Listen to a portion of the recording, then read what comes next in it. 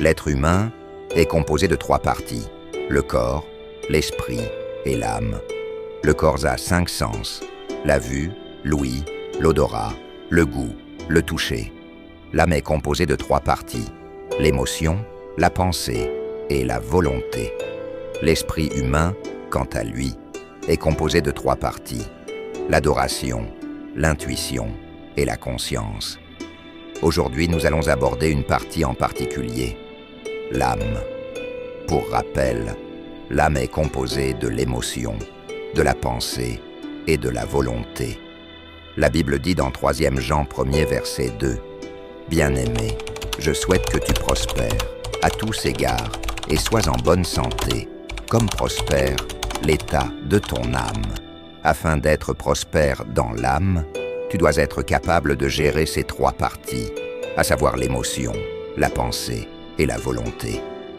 La prospérité de l'âme est donc conditionnée par ta capacité à gérer ta pensée. En effet, lorsque le diable veut attaquer une personne, il attaque en général ses pensées.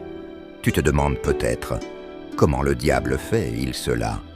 Pour attaquer tes pensées, le diable passe par 2 choses, ta vue et ton ouïe. En effet, pour que ta pensée soit attaquée, il faut que tu entendes des choses contraires à la parole de Dieu. La parole de Dieu nous enseigne que la foi vient de ce qu'on entend. L'incrédulité aussi vient de ce que l'on entend de contraire à la parole de Dieu. Bien-aimé, tu dois tamiser ce que tu écoutes. N'écoute pas n'importe quoi. Ne regarde pas non plus n'importe quoi. Ne regarde pas n'importe quel film ou feuilleton. Prenons un exemple. Le fait pour une personne de médire sur les gens peut avoir commencé par le fait que cette personne ait écouté des gens qui calomniaient.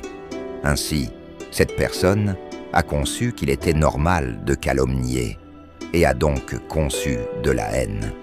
Le fait d'écouter provoque quelque chose dans ta pensée et freine ta prospérité. Lorsque ta pensée est affectée, tu ne penses pas non plus selon Dieu.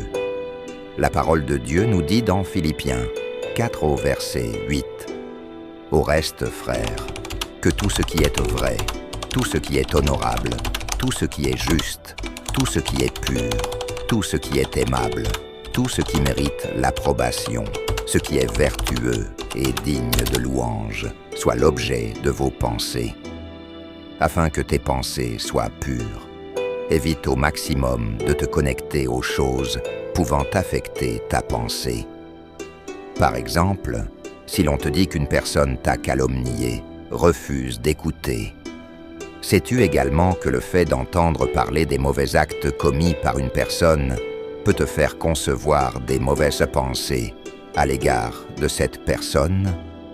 Écouter ou regarder des choses mauvaises permet au diable de toucher ta pensée.